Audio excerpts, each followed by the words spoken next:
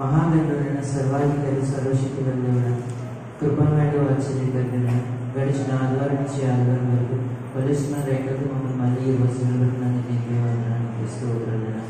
వెంటనే నమ్మలేని దేవుడిని తీస్తూ వదలన్నా. ఈరోజు ఆదివారంలో పాటల నుంచి ఆరాధన వరకు మీ అంతలో మమ్మల్ని బలపరిచే ఆరాధన మీ అభిషేకం దయచేసుకుంటున్నాను. అలాగే వాక్యం వచ్చిన ప్రభావ నేను అల్పుడు అయ్యాను నేను ప్రభావ చిన్నవాడిని ప్రభావ నాకు వాక్యాన్ని అడుగుతున్నాను తీసుకుంటున్నాను. నీ నోటి మాట నా నోటి మంచిగా అడుగుతున్నాను తల్లి నేను తీసుకుంటున్నాను. నేను ఏదైతే చెప్తున్నా ప్రత్యేకంగా అర్థమైనట్టు నీ నోటి మాట నాకు దయచేసి అడుగుతున్నాను తల్లి తీసుకుంటున్నాను. నీకే నాకు తెలుసుకుంటున్నాను. నీ చిన్న ప్రార్థన ఆలోచించి వేసే పరిశుద్ధం అడుగుతున్నాను తండ్రి. ఆమేన్. పాస్టర్ గారికి కూడా వచ్చిన మీ అందరికీ వందనాలండి. ఈ సమయించిన దేవుడికి కూడా ప్రత్యేకంగా వందనాలండి. చిన్న పాట పాడు.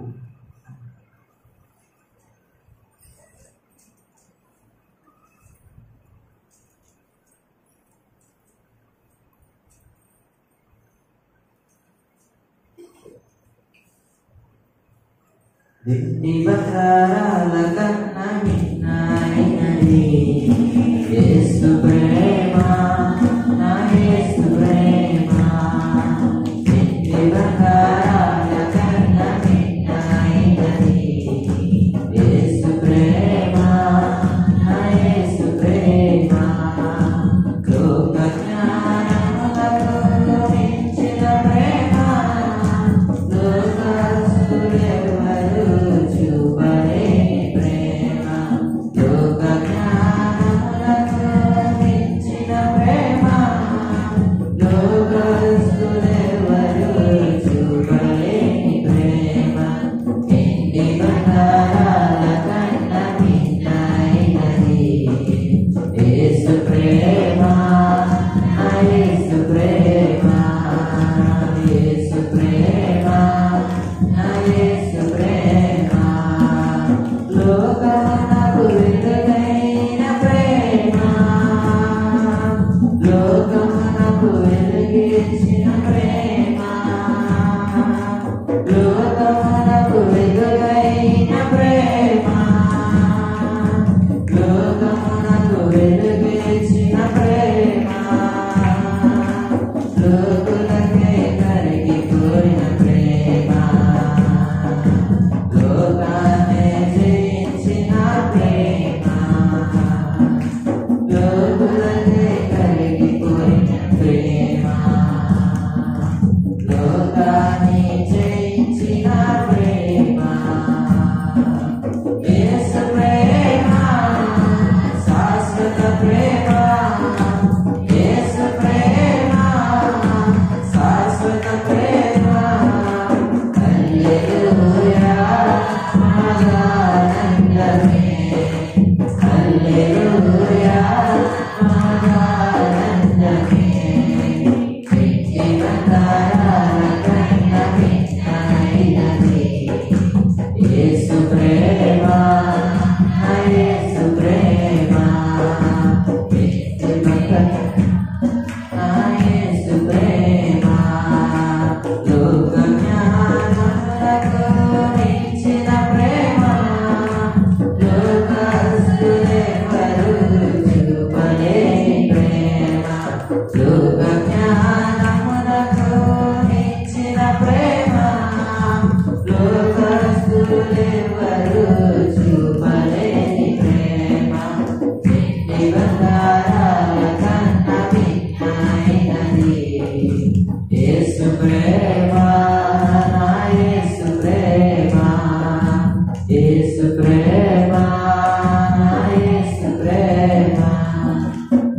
హల్లెలూయా. మరి బైబిల్ గ్రంథం తెరిచి కీర్తన గ్రంథము 50వ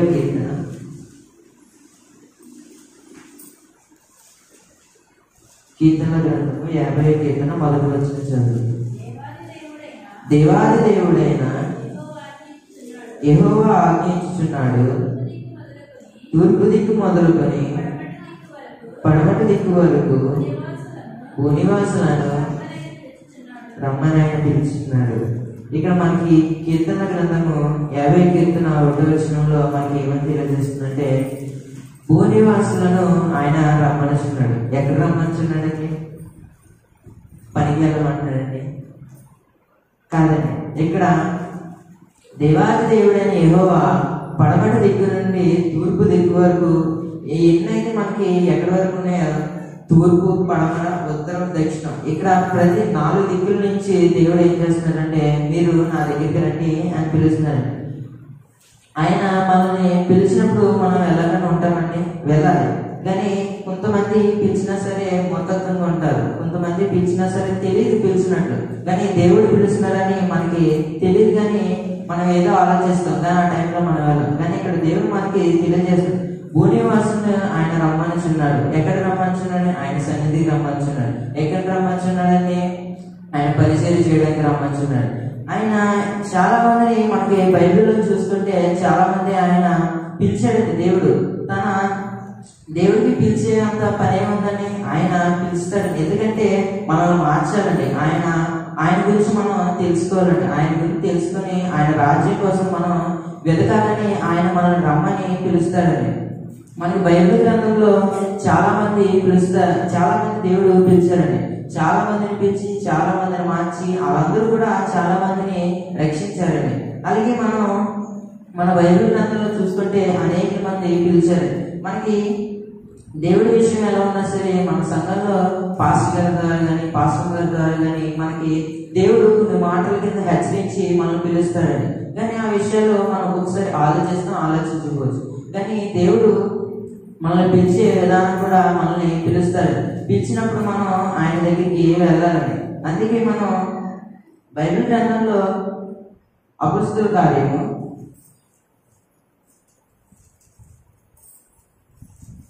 7వ అధ్యాయం 2వ వచనం. అందుకు స్టెఫను చెప్పినదేమనగా, సహోదరులారా, తండ్రులారా, వినడి. మన పితరుడైన అబ్రాహాము హారానులో కాపురముండగా మునుపు ఏంటంటే మెసొపొతేమియాలో ఉన్నప్పుడు మహిమగల దేవుడు ప్రత్యక్షమై ఉన్నాడు. చాలండి. ఇక్కడ మనకి అబ్రాహాంకి దేవుడు ప్రత్యక్షమయ్యాడండి. దేవుడు అబ్రాహాం కూడా పిలిచాడండి. ఆయన ప్రత్యక్షం అయినప్పుడు కాబట్టి ఆయన ఇక్కడ ప్రత్యక్షమై అని ఉందంటే దేవుడు పిలిచినట్టే కదండి. మనకి అబ్రాహాం ఇక్కడ మనకి తెలియజేస్తుంది అంటే, మన పితరుడైన అబ్రాహాము సహోదరులారా, తండ్రులారా. ఇక్కడ సహోదరులారా, అక్కలారా, లేకపోతే ఆంటీలు కానీ పెద్దవాళ్ళు కానీ అంకులు కానీ ఇక్కడ మనకి చెప్తున్నారు. స్టెఫన్ గారు ఏమన్నారంటే, మన పితరుడైన అబ్రాహాము హారానులో కాపురం ఉన్నప్పుడు మనకి హారానులో ఇక్కడ మనకి హారాను అనే ఒక ఊర్లో అబ్రాహాం కాపురం ఉన్నప్పుడు దేవుడు మెసొపొతేమియా అనే ఆ చోట్లో ఉన్నప్పుడు దేవుడు అతనికి ప్రత్యక్షమయ్యాడని. మనకి ప్రత్యక్షమయ్యాడు అంటే అవును ప్రత్యక్షమయ్యాడు. మనకి బైబిల్ గ్రంథంలో మనకి ఆ లేఖనం రాస్తుందంటే మనకి ఖచ్చితంగా దేవుడు పిలిచినట్టేనండి. దేవుడు మనల్ని పిలిచాడండి. ఎందుకంటే అబ్రాహాం కూడా ఇక్కడ పిలిచాడు. మనం ఇంకో మాట నిజంగా లేదు అబ్రాహాం పిలిచలేదు అని చూసుకుంటే ఆదికాండము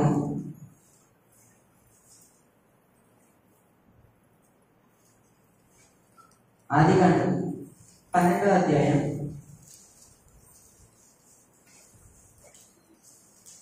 1వ వచనం. యెహోవా నీవు లేచి నీ దేశంలో నుండి బంధువుల యొద్ద నుండి నీ తండ్రి ఇంటి నుండి బయలుదేరి నేను మీకు చూపించిన దేశంకి వెళ్ళను. ఇక్కడ దేవుడు అబ్రహాం పిలిచని ఏమంటాడంటే, అబ్రహామ నువ్వు నేను నీ బంధువులను నీ తండ్రిని ప్రతి ఒక్కరిని ఇక్కడ నీకు తోడగొట్టిన ఎవరైతే ఉన్నారో వాళ్ళందరినీ అక్కడ నుంచి నువ్వు వదిలేసి ఇక్కడ ఆ దేశం నుంచి నువ్వు బయటకు వచ్చి అని ఇక్కడ అబ్రహాంని పిలిచి చెప్తున్నానండి. నువ్వు లేచి ఆ దేశంకు వెళ్ళు. ఏమంటున్నా ఏ దేశం అని దేవుడు చెప్పే దేశానికి వెళ్ళమని ఇక్కడ మనకి చెప్తున్నారండి. మన ముందు మాటలో స్టెఫన్ గారు ఏం చెప్తున్నారంటే, స్టెఫన్ గారు మనకి మన పితరుడైన అబ్రహాము దేవుడు ప్రత్యక్షమయ్యాడని చెప్తున్నాడండి. దేవుడు ప్రత్యక్షమయ్యి అబ్రహాంతో ఇలా పిలిచి మాట్లాడుతున్నాడండి. ఏమని మాట్లాడుతున్నాడండి? నీవు లేచి దేశమంతయు బంధువుల నుండి నీ తండ్రి ఇంటి నుండి కూడా బయలుదేరి నేను నీకు చూపించిన దేశంలోకి వెళ్ళు. ఇక్కడ అబ్రహాము పిలిచిన వెంటనే లోబడిపోయాడండి. పిలిచిన వెంటనే అలాగే ప్రభు అని వెంటనే అక్కడి నుంచి లేచి అలా తండ్రి దగ్గరికి అలా బంధువుల దగ్గరికి వెళ్ళి వెంటనే ఆ దేశము వదిలి వెళ్ళడానికి ఆయన వెంటనే ఆ పని ఏమైతుందో దాన్ని జరగడానికి ఆయన చూస్తున్నారండి. మనకి ఇక్కడ అబ్రహాము వెంటనే దేవుని అలా చెప్పగానే మనకి ఇక్కడ లోబడిపోతాడండి. అలాగే మనం ఆదికాండము 22వ అధ్యాయం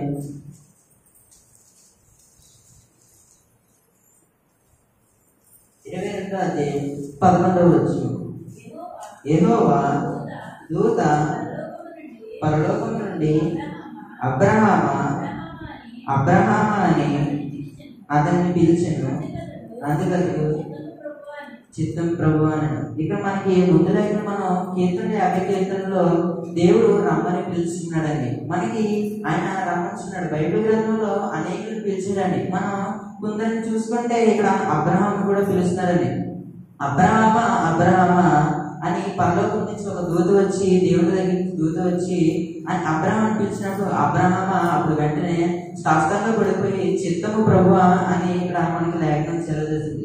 ఇక్కడ అబ్రహాం ఎందుకండి అబ్రహాం దగ్గర దూత ఎందుకు వచ్చిందని మనం పై లేఖనంలో చూస్తుంటే అబ్రహాంకి ఒక్కడి కానీ ఒకడు తన హృదయంలో అబ్రహాంకి జన్మించిన ఇస్సాకు దేవుడు ఏం చేస్తాడంటే నీ కుమారుడిని నాకు దహన బలి అర్పించు అని ఇక్కడ చెప్తున్నాడండి. ఇక్కడ మనకి అబ్రహాంని దేవుడు తన కుమారుడిని దహన బలికి అర్పించమన్నాడు. ఇక్కడ కోడి కాదండి, మేకలు కాదు, కానీ డైరెక్ట్ గా ఏమంటాడు దేవుడు ఎదురు మీద దోత కింద మనకి దేవుడు అబ్రహాంతో మాట్లాడి వెంటనే నువ్వు నీ కుమారుడు నాకు దహన బలి అర్పించే అని చెప్తున్నాడు. అర్పించమన్నప్పుడు అబ్రహాం వెంటనే లోబడిపోయాడండి. వెంటనే అలాగే ప్రభు ఒక్క మాట కూడా మాట్లాడలేదు. ఎందుకంటే అబ్రహాంకి దేవుడు ఇస్తానని చెప్పాడు కాబట్టి దేవుడు ఇచ్చాడు. ఇక దేవుడు తీసుకుంటా అన్నాడు కాబట్టి దేవుడు మళ్ళీ మనం ఇచ్చారని అబ్రహాం ఏ మాట మాట్లాడకుండా అక్కడికి దేవుడు చూపించిన ప్రదేశానికి వెళ్తాడు.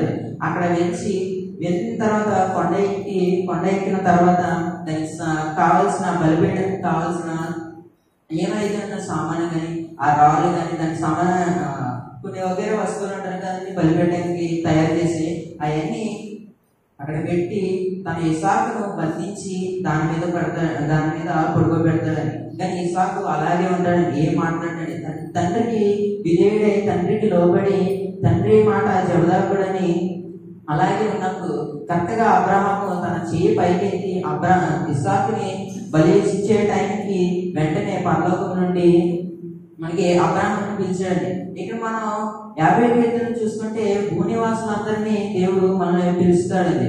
ఇక్కడ రమ్మని పిలుస్తున్నాడు. ఆయన ఆజ్ఞిస్తాడు. ఏమని? ఆయన సన్నిధికి రండి, ఆయన ప్రార్థన చేయండి, ఆయన ఆజ్ఞిస్తాడు. ఒకరు మార్చమని, ఒకరిని రక్షించడానికి కోసం దేవుడు ఆజ్ఞిస్తాడు. మనకి ఇక్కడ మనం చూసుకుంటే ఆయన భూనివాసులందరినీ రమ్మనిచున్నాడని చెప్తాడండి. అలాగే మనం కొందరు చూసుకుంటే అబ్రహామును పిలిచాడంటే దేవుడు.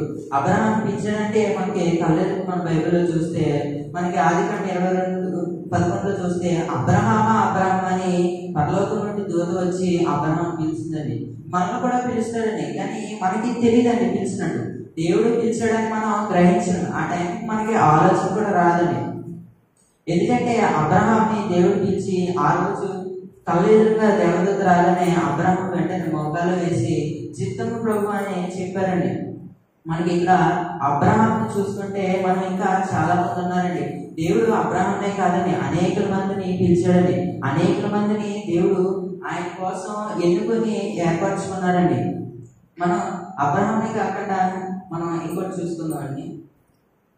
నిర్గమకాండం 3వ అధ్యాయం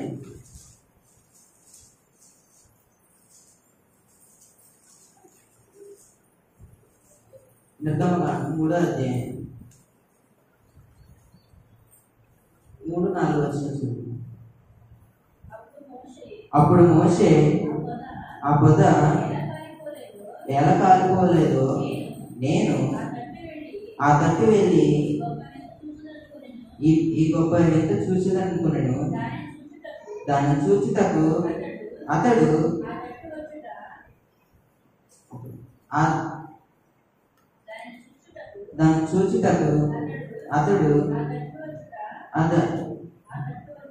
తట్టు వచ్చుట యెహోవా చూచెను. దేవుడు ఆ పదం నడుమ నుండి మోషే అతన్ని పిలిచింది. ఇక్కడ మనకి అబ్రహాం చూసుకుంటే అబ్రహాం పిలిచాడండి. మనకి స్టెఫెన్ గారు కూడా చెప్పారండి అబ్రహాంని పిలిచాడని.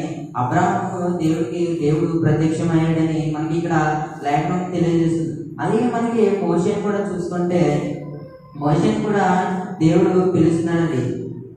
మోషే ఒక కొండ ఎక్కి తన మావిచ్చిన గొర్రెలు కాస్తూ అలా వెళ్తుంటే కొండ మీదకి సడన్ గా ఒక పొదలోకి దేవుని అగ్ని అయితే వచ్చి అది కాలట్లేదు కానీ అలా మండుతుందండి. దాంట్లో నుంచి ఒక స్వరం వినబడుతుందండి. ఏమని? మోషే మోషే అని పిలుస్తున్నారండి. మనకి ఇక్కడ దేవుడు ఇక్కడ మోషేని కూడా పిలుస్తున్నారండి. మనకి ఈ రీతిగా చూసుకుంటే అబ్రహాం పిలుస్తున్నాడండి, మోషేని కూడా పిలుస్తున్నాడండి.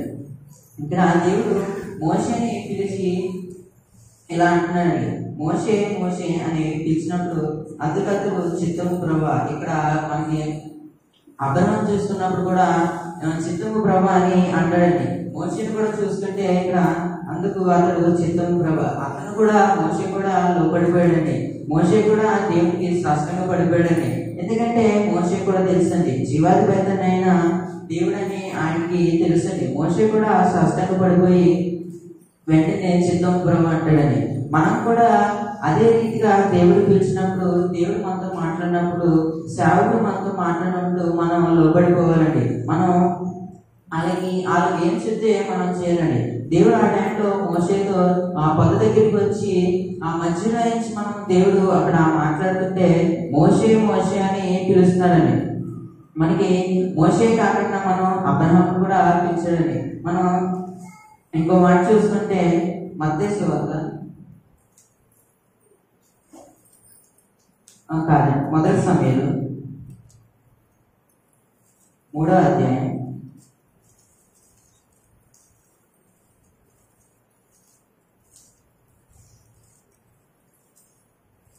10వ వచనం. తర్వాత యెహోవా ప్రత్యక్షమై నిలిచి ఆ రీతిగా సమూయేలు అని పిలవగా సమూయేలు నీ దాసుడు ఆలకించుచున్నాడు ఆజ్ఞామన్నాడు. ఇక్కడ మనం చూసుకుంటే మనకి ఏరియా దగ్గర సమూయేలు అక్కడ మందిరంలో నివసిస్తున్నాడండి.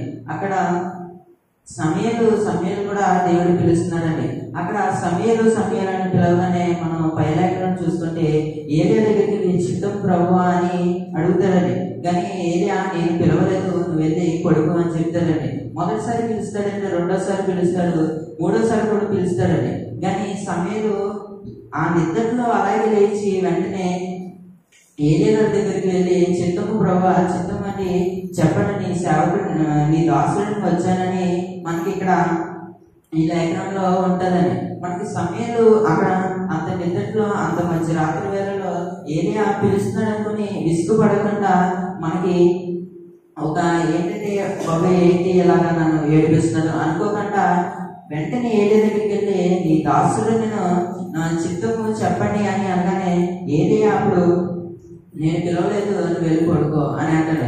ఈ 3 సార్లు దేవుడు పిలుస్తాడండి. సమూయేలు కూడా పరీక్షిస్తాడండి. నిజంగా ఏరియాకి లోపడుతున్నాడా లేదని కూడా పరీక్షిస్తాడని దేవుడు. 3 సార్లు పిలిచిన తర్వాత ఇంకా ఏరియాకి అర్థమవుతుందండి.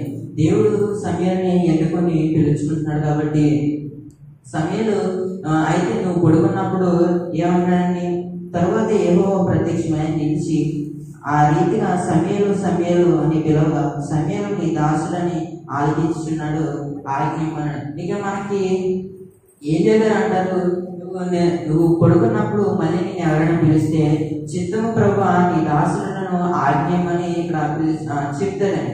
అలాగే అదే రీతికి వెళ్ళి సమయాలు తన గదిలోకి వెళ్ళి పడుకున్నప్పుడు దేవుడు 4సారి మళ్ళీ పిలుస్తాడండి. సమయాలు అని పిలవగానే వెంటనే సమయాలు చిత్తము ప్రభు అంటాడు. ఇక్కడ ఆ సమయాలు కూడా ముందుగా ఏలియాకి లోబడ్డాడండి. ఏలికి లోబడి వెంటనే ఏలికి లోబడి చిత్తము ప్రభు అని నీ దాసుని అన్నాడు. ఇక్కడ అలాగే దేవుడి దగ్గర కూడా ఎంతగానో లోబడిపోయాడని, దేవుడికి ఎంతగానో ఆయన దగ్గర ఎంతగానో అంగీకరించి ప్రభు చెప్పండి అని చెప్తున్నాడండి. మనకి దేవుడు మనల్ని ఆయన దగ్గరికి రమ్మంటాడండి. ఆయన భూనివాసులు రమ్మని ఆయన పిలుస్తున్నాడు. మనల్ని ఆయన దగ్గరికి పిలుస్తున్నాడండి. ఎందుకని పిలుస్తున్నాడండి? ఆయన సన్నిధి కోసం, ఆయన మన రక్షణ గురించి ఆయన పిలుస్తున్నాడండి. మనం అగ్నిపంలో పడకుండా మన పరలోక రాజ్యం కోసం ఆయన మనల్ని పిలుస్తున్నాడండి. మనకి అదే రీతిగా మన పితృడైన అబ్రహాం కానీ మోషే గారిని కానీ సమయలు గారిని కానీ చూసుకుంటే ఇక్కడ వీళ్ళు కూడా దేవుడు పిలిచి ఎన్నుకున్నాడండి. అలాగే మనం మత్తయి సువార్త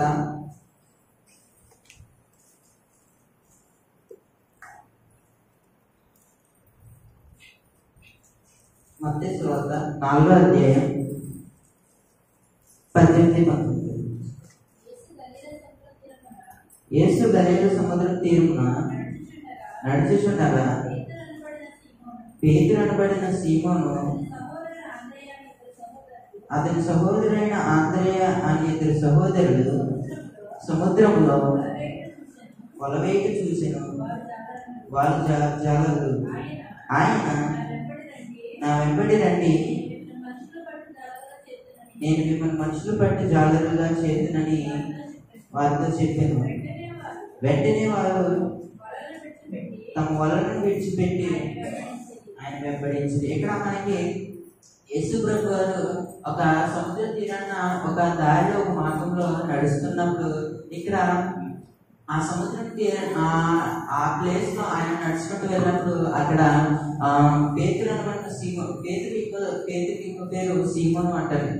పేతురు అనబడిన సీమోను తన సహోదరుడైన ఆంద్రేయ కూడా వాళ్ళిద్దరూ అక్కడ ఆ సముద్రం తీరాన ఇక్కడ ఏం చేస్తున్నారంటే వాళ్ళు జాలరులుగా ఉన్నారంటండి. వెంటనే వాళ్ళు జాలరు అంటే ఏంటంటే చేపలు పట్టేవాళ్ళు. చేపలు వాళ్ళు పట్టడానికి సిద్ధం అవుతున్నారండి. అప్పుడు వాళ్ళు ఇవన్నీ చూసుకుంటున్నారండి. అవన్నీ చూసుకున్నప్పుడు వెంటనే యేసు ప్రభు గారు వెంటనే ఆ మార్గాన్ని వెళ్తున్నప్పుడు పేతురు ఆంద్రేయ వీళ్ళిద్దరూ నాతో రండి, నేను మిమ్మల్ని మనుషులు పట్టే జాలల కింద చేస్తానని ఇక్కడ చెప్తున్నారండి. ఇక్కడ దేవుడు ఏం చేస్తున్నారంటే ఇక్కడ జాలరులు ఇక్కడ మనకి ఇక్కడ పేతురుని ఆంధ్రని చూస్తే వాళ్ళు చేపలు పట్టేవాళ్ళు అండి. కానీ దేవుడు ఏం చేస్తాడంటే మనుషులు పట్టే జాలరుల కింద చేస్తారు. అలాగే వాళ్ళు కూడా లోబడిపోయి వెంటనే దేవుడి దగ్గరికి వెళ్ళిపోయారండి. దేవుడిని పిలవగానే ఆయన వెంట వెళ్ళిపోయారండి.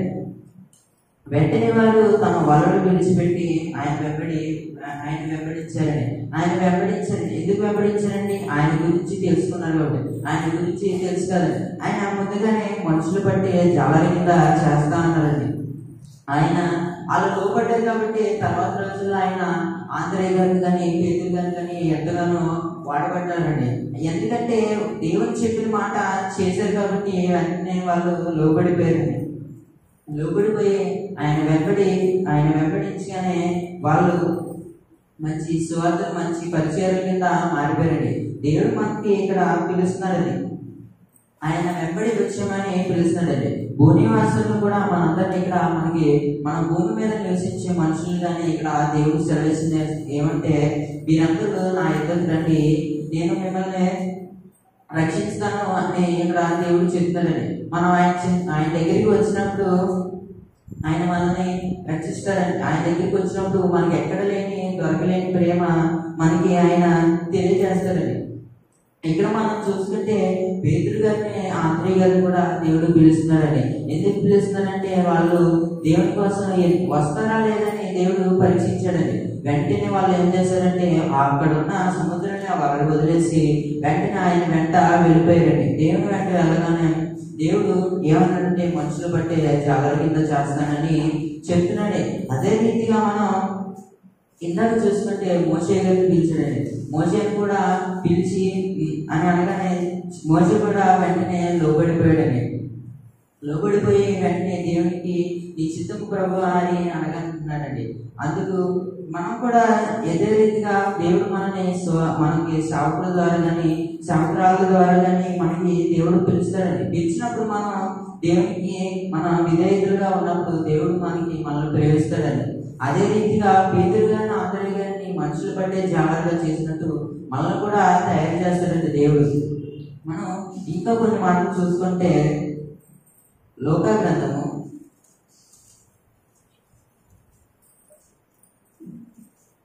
10వ అధ్యాయం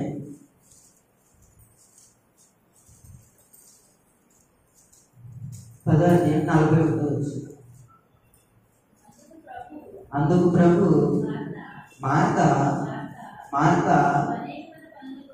నీవు అనేకమైన పనుల గురించి విచారం కలిగి తొందరపడుచున్నావు కానీ అవసరమైనది ఒకటి. ఇక్కడ దేవుడు అక్కడ మనకి ఈ లేఖనాన్ని చూసుకుంటే పైనుంచి మనం చూసుకుంటే అక్కడ దేవుడు ఆ ఊరికి వచ్చాడంటండి. ఆ ఊరికి వచ్చి తర్వాత ఆయన వెంటనే ఆయన ప్రయాణమై వెళ్ళిపోయినప్పుడు అక్కడ మార్తా అనే స్త్రీ ఏం చేస్తుందంటే ప్రభువా మీరు నా ఇంటికి రండి అని పిలిచిందండి.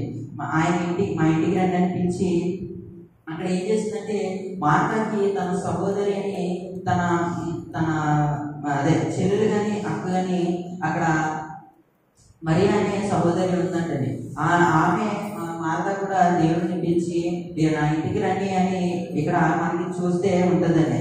ఆయన పిలిచి వెంటనే మార్త ఏం చేస్తుందంటే దేవునికి చేయాలి కదా అని పనులు ఆ భోజనము కానీ మంచినీళ్ళు కానీ కొన్ని ఏనా కార్యం ఏదైనా పనులు దేవునికి చేయాలి కదా అని దేవుడు వచ్చాడు కదా ఇంట్లో పనులు చేసుకుంటూ ఉండిపోయిందండి. కానీ మరియా ఏం చేసిందంటే సహోదరి మార్త సహోదరి ఏం చేసిందంటే దేవుడు ఆ ఇంటికి వచ్చినప్పుడు సువార్త చేస్తున్నాడండి. సువార్త చేస్తున్నప్పుడు ఏంటంటే వెంటనే మరియా ఆ పనులు పట్టించుకోకుండా ముందుగా ఒక్కటే ఎంచుకుందండి. ఆయన వాక్యం వినాలి. ఎందుకంటే ఆయన వాక్యం వింటుందండి. అప్పుడు మార్తా వచ్చి అంటుంది ప్రభువా నీకు చింత లేదా?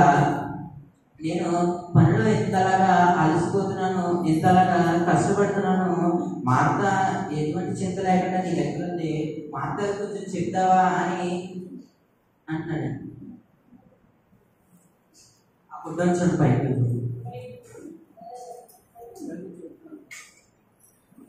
అప్పుడు మార్తా అప్పుడు అంటే చింత లేదా ప్రభు అని చెప్పగానే వెంటనే ఏమంటానంటే నీకు అప్పుడు మరియా అవసరమైనది ఒకటే ఇచ్చింది.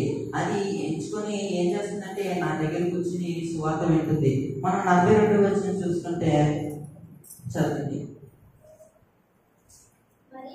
మరియా ఉత్తమైన దాన్ని ఏర్పరచుకొనెను, అది ఆమె యొద్ద నుండి తీసివేయబడదని ఆమెతో చెప్పాను. ఇక్కడ మనకి చెప్తున్న లేఖనంటే మరియా ఉత్తమైన దాన్ని ఏర్పరచుకుందండి.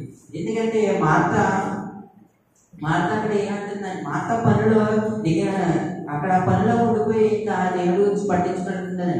కానీ దేవుడు వచ్చాడని దేవుడిని అక్కడ యేసు ప్రభు ప్రయాణం అయిపోయినప్పుడు మార్త ఏం పిలిచిందండి. కానీ మార్త ఏం చేస్తుందంటే దేవుడు వచ్చే యేసు ప్రభు వచ్చాడు కదా, ఆయనకి భోజనం కానీ ఏదో ఒకటి సిద్ధపరచాలి, ఏదో ఒకటి పెట్టాలి, ఏదో ఒకటి మంచినీళ్ళు కానీ ఏదో ఒకటి ద్రాక్షరసం కానీ ఇవ్వాలని మార్త ఏం చేస్తుందంటే ఆ పనులు అక్కడి నుంచి పనులు దేవుడు చేయాలి అని అక్కడ ఉంది. కానీ తన సహోదరి మరి ఏం చేస్తుందంటే అక్కడ యేసు ప్రభు ఆయనకు వచ్చినప్పుడు సువార్త చేస్తున్నారండి. యేసు ప్రభు గారు చేసినప్పుడు అక్కడ మరియ మాత్రం ఆ పనులు ఎక్కడికి తలదొచ్చకుండా అదే ప్లేస్లోకి వచ్చిందండి.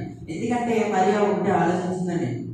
ఏమైనా ఆలోచించిందంటే యేసు ప్రభు గారు ఈ రోజు వచ్చారు, మళ్ళీ రేపు కనబడరు, మళ్ళీ రేపు ఇంకో చోటకి వెళ్ళిపోతారు. ఆయన ఈ రోజు వచ్చారు కాబట్టి ఆయన మాటలు ఇప్పుడు వింటే తప్ప మళ్ళీ మనకి దొరకవు. ఆయన మాటలు మనకి ఇప్పుడు వింటే కానీ మనం దొరకవు. కాబట్టి పని రేపు చేసుకోవచ్చని ఆలోచిస్తుందని మరి కానీ మార్త అలా కాదండి. అప్పుడు మార్తని దేవుడు మార్త నీవు పనిలో తొందరపడుచున్నావు అని అంటున్నాడండి. మనం కూడా దేవుని సేవకుడు మన ఇంటికి వచ్చినప్పుడు, దేవుని సేవకురాలు కానీ మన ఇంటికి వచ్చినప్పుడు, ఆయన స్వార్థ మన ఇంటికి ప్రకటించినప్పుడు మనం కూడా ఏ పని చేసుకోకుండా అక్కడ ఉన్న పని వెంటనే వదిలేయండి.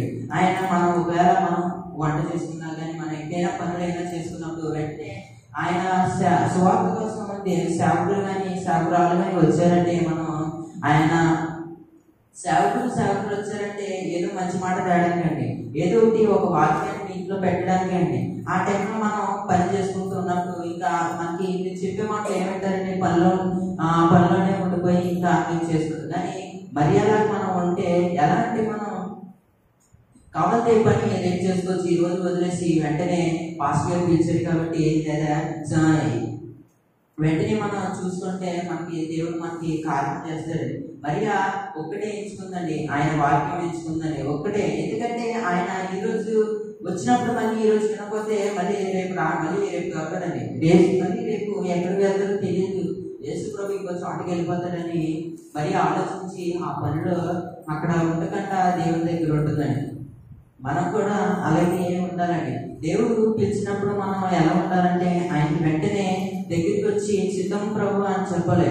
సేవకుడు పిలిచినప్పుడు అది వెంటనే మనం వచ్చి ఆయనకు లోబడ్డారంటే దేవుడికి లోబడినట్లే అండి.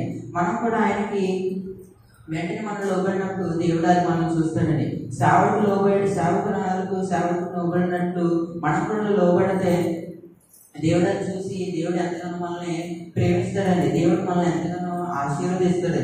కానీ మార్త వల్లే మనం ఉండకూడదండి. మనం పనులు చూసుకుంటూ ఉంటే మనం ఇంకేం చేస్తుంటామండి, మన పనులోనే చాలాసార్లు మనకి దేవుడు మనల్ని రమ్మనిపించినప్పుడు మనం ఏం చేయాలంటే వెంటనే మనం ఆ పని ఏమైతుందో అది వెంటనే వదిలేసి వచ్చేయాలండి. వచ్చేసినప్పుడే దేవుడు అది చూస్తాడండి, వెంటనే దేవుడు మనల్ని ఆశీర్వదిస్తాడండి.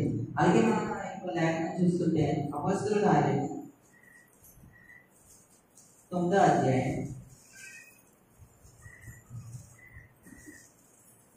9వ అధ్యాయం 3-4 వచనాలు. అతడు ప్రయాణం చేయొచ్చు దమస్కు దగ్గరకు వచ్చినప్పుడు అకస్మాత్తుగా ఆకాశం నుండి ఒక వెలుగు అతని చుట్టూ ప్రకాశించెను. అప్పుడు అతడు నేల మీద పడి సౌలా నీవేలా నన్ను హింసించుచున్నావని తమతో ఒక స్వరం పలుకుతూ. ఇక్కడ మనకి ఇక్కడ ఏం చేస్తుంది, దేవుడు ఎవరు పిలుస్తున్నాడని సౌలా అని ఇక్కడ దేవుడు పిలుస్తున్నాడని. ఇక్కడ ఏంటంటే ఇక్కడ యేసు ప్రభు నమ్ముకున్న వాళ్ళు, ఆయన గురించి తెలుసుకున్న వాళ్ళు పౌలు గారు ఏం చేస్తారంటే వాళ్ళని చెప్పడానికి వాళ్ళని నేర్పించడానికి ఏం చేస్తారంటే ప్రయాణమై దమస్కుకి వెళ్తున్నారండి.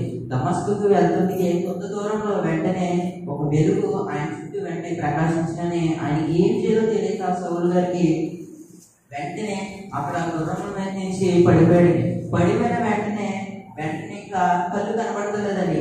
ఒక ఏదో మస్తు కింద కనబడుతుంది. అలా మనుషులు కూడా ఎవరు కనబడు. ఆయన చుట్టూ ఒక వెలుగు రాగానే ఆయన ఏం చేయాలో తెలియక అప్పుడు అలా కింద పడిపోయినప్పుడు దేవుడు వెంటనే మాట్లాడుతాడు, సౌలా అని ఎలా హింసించున్నావని అందరితో ఒక స్వరం. ఇక్కడ దేవుడిని అప్పుడు సౌలు గారు అప్పుడు చూసి ఇది వింటున్నారండి. సౌలు గారికి ఒక స్వరం వినబడుతుందండి, నన్ను ఎలా హింసించున్నావని. అప్పుడు సౌలు గారు అడుగుతారండి. సౌలు గారు అప్పుడు దేవుని స్వరం సౌలుకి వినబడగానే సౌలు అది అలా ఆలోచిస్తూ ఉండి నువ్వెవరు అని అడిగినప్పుడు హింసించుతున్న దేవుడు అని చెప్పినప్పుడు వెంటనే సౌలు గారికి ఏం చేయాలో తెలియక అలా చూస్తూ ఉండిపోతారండి. ఇక్కడ మనకి మనం దేవుని మాటలు మనం వినిచినప్పుడు, దేవుని మాటలు మనం విన్నప్పుడు మనకి దేవుడికి మన ఇష్టంగా ఉండాలి కానీ ఇష్టపూర్వకంగా ఉండకూడదండి.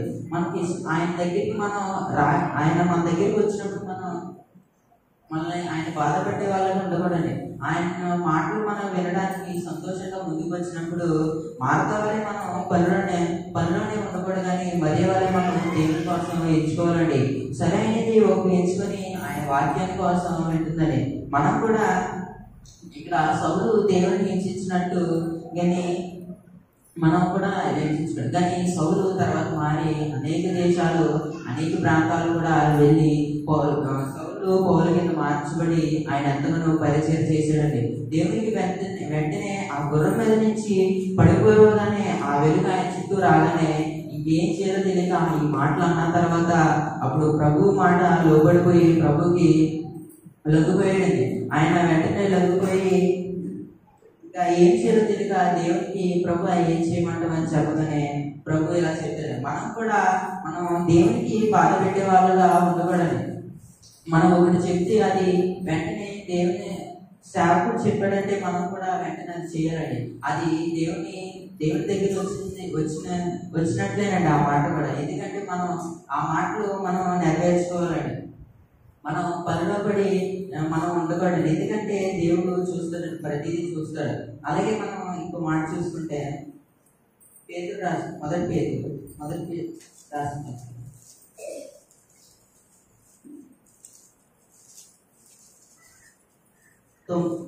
5వ అధ్యాయం 10వ వచనం. తన నిత్యమహిమకు క్రీస్తునందు మిమ్మును పిలిచిన సర్వకృపానిధియగు దేవుడు కొంచెము కాలం మీరు శ్రమపడి పిమ్మట తానే మిమ్మును పూర్ణులుగా చేసి స్థిరపరిచి బలపరిచిన. ఏంటంటే ఇక్కడ కొంచెం కాలం మాత్రం మనం శ్రమ పడాలంటే ఇంకా దేవుడు మనకి పేతురు రాసిన మొదటి పత్రికలో చూసుకుంటే ఇక్కడ ఏమంటారంటే కొంచెం కాలం మీరు శ్రమపడి అంటారండి. ఇక్కడ కొంచెం కాలం అంటే కొంతకాలం. మనకి ఉదాహరణకి చూసుకుంటే ఎగ్జాంపుల్ గా యోగు గారు చూడండి. యోగు గారు కొంచెం కాలమే శ్రమ పడ్డారండి. కొంచెం కాలమే శ్రమపడి తర్వాత యోగు గారిని మార్చారండి. ఇక్కడ మనం కొంచెం కాలం మన సమస్యలు కానీ మన ఇబ్బందులు కానీ ఏమైతే ఉన్నాయో అవన్నీ మార్చుకొని మనం ఉంటే అవన్నీ మనం అలా తట్టుకుని ఉంటే దేవుడు మనల్ని పరిపూర్ణంగా చేస్తాడండి. యోగు గారిని చూస్తే యోగు గారు ఎంతో ఆ ఊరు ఎంతగానో తనకంటూ ఎవరు యోగు గారు లాగా ఉన్నవాళ్ళు చాలా మంది అసలు లేరండి. యోగు గారు ఎంతగానో ధనవంతుడు అంటండి. తనకి ఎంతగానో ఆస్తి సమృద్ధిగా దేవుడు సంపాదించాడండి. ఆస్తి ఎంతగానో సమృద్ధిగా సంపాదించినప్పుడు అప్పుడు సాతాను ఏం చేస్తాడంటే యోగు దగ్గరికి వచ్చి తనకి ఇచ్చినది ఏమైతే ఉన్నాడండి, ఒంట్లు కానీ ఎడ్లు కానీ గాడిదలు కానీ ఏమైతే ఉన్నాయో ప్రతిదీ తన కలెదురుగా క్షణంలో నాశనం చేసేస్తాడండి. కానీ యోగు గారు ఆ సమయంలో ఏం చేయాలో తెలియక అంటే అది కూడా కొంచెం కాలం మాత్రమే యోగు గారికి ఈ శ్రమ కలుగుతుందండి. ఈ శ్రమ కలిగి వెంటనే యోగు గారు అలాగా ఉంటారండి. కానీ 7 కుమారులు 3 కుమార్తెలు కూడా తన కళ్ళెదురుగా చనిపోతారండి. యోగు గారు ఏమి చేయలేని పరిస్థితిలో అలా నిలబడి ఉండిపోతారండి. వెంటనే యోగు గారికి కుష్ఠరోగం వచ్చేస్తుందండి. అలా భార్య కూడా ఏం చేస్తుందంటే కొన్ని మాటలు దేవుడిని దూషిస్తూ ఉంటుంది, కొన్ని మాటలు తిరుగుతూ ఉంటుందండి. కానీ యోగు గారు అవన్నీ పట్టించుకోకుండా దేవుని అంత విశ్వాసం ఇచ్చినప్పుడు, దేవునికి లోబడిపోయి ఉన్నప్పుడు వెంటనే దానికి కొంతకాలం తర్వాత దేవుడు ఏం చేశాడంటే అది చూసి సాతాను ఇంకా ఆపే, ఇంకా నేను చూడలేను, నువ్వు ఇంకా వెలుగు అని స్థలానికి వెంటనే చెప్పి యోగు గారిని మళ్ళీ మునపట్టి రీతికి తీసుకొచ్చేస్తాడు. వెంటనే యోగు గారిని పరిపూర్ణంగా చేసి అతనికి 2 అంతులుగా ఆయనకి ఆశీర్వాదాన్ని దేవుడు అనుగ్రహిస్తాడండి. యోగు గారికి కొంచెం కాలంలో మాత్రమే శ్రమ అయితే కలిగిందండి. కొంచెం కాలంలో మాత్రమే తనకి ఇబ్బంది కలిగిందండి. కొంచెం కాలంలో మాత్రమే ఆయనకి ఆస్తంతా మొత్తం పోయిందండి. కొంచెం కాలంలోనే ఆయనకి కుష్ఠరోగం వచ్చిందండి. మనం కూడా కొంచెం కాలంలో శ్రమ పడతామండి. ఆ సమయంలో మనకి దేవునికి ఇష్టలయ్యి దేవునికి మనం దగ్గర ఉండి దేవుడికి లోబడి దేవునికి మనం ఈ బాధలన్నీ చెప్తే వెంటనే దేవుడు అవి తక్షణమే తీస్తాడండి. ఒక్కొక్కసారి దేవుడు ఏం చేస్తాడంటే ఆ బాధలు ఇంకా రెట్టింపు చేస్తాడండి. రెట్టింపు చేసి వీళ్ళు ఎలా ఉంటారో చూద్దామని చెప్తాడండి దేవుడు. సరే వీళ్ళు ఎలా ఉంటారని దేవుడు ఇంకా పరీక్షిస్తాడు. ఆ సమయంలో మనం ఎలా ఉండాలంటే మనకి ఆ శ్రమ వచ్చినా సరే దేవుని పట్ల మనం విశ్వాసం కలిగి ఉంచితే దేవుడు కొంచెం కాలంలోనే మళ్ళీ మనల్ని పరిపూర్ణంగా చేసి మనకి మునుపటి రీతిగా మన దేవుడు తీసుకొస్తాడండి. మనం ముందుగా చూసుకుంటే అబ్రహాముని దేవుడు పిలిచాడండి. పిలవగానే లోబడిపోయాడండి. వెంటనే అబ్రహాము పిలవగానే చిత్తము ప్రభు అని అంటాడండి. అలాగే మోషే గారిని కూడా, అలాగే సమూయేలు గారిని, వీళ్ళందరినీ పిలిచాడండి. దేవుడు మనల్ని పిలుస్తాడని, పిలిచినప్పుడు ఏ రీతిగా మనం ఎలా ఉండాలంటే ఆయన పిలుస్తాడని మనకు తెలియదు. ఆ విషయంలో మనం కూడా వెంటనే పిలిచాడని, దేవుడే పిలిచాడని మనం అర్థం చేసుకోండి. సేవకుడు పిలిచినప్పుడు మనం సేవకుడు పిలిచాడని అర్థం చేసుకోకూడదు. దేవుడు వెనక నుంచి సేవకుడి రూపంలో పిలిపిస్తున్నాడని మనం చూడాలండి. అదే రీతిగా ఇక్కడ మనం చూసుకుంటే చాలా మంది సేవకులను దేవుడు ఎన్నుకుని చాలా రీతులు వాడుకుని ఆయన పిలిచాడని. ఈ సినిమాలో దేవుడు దీవించుగాక. ఆమేన్.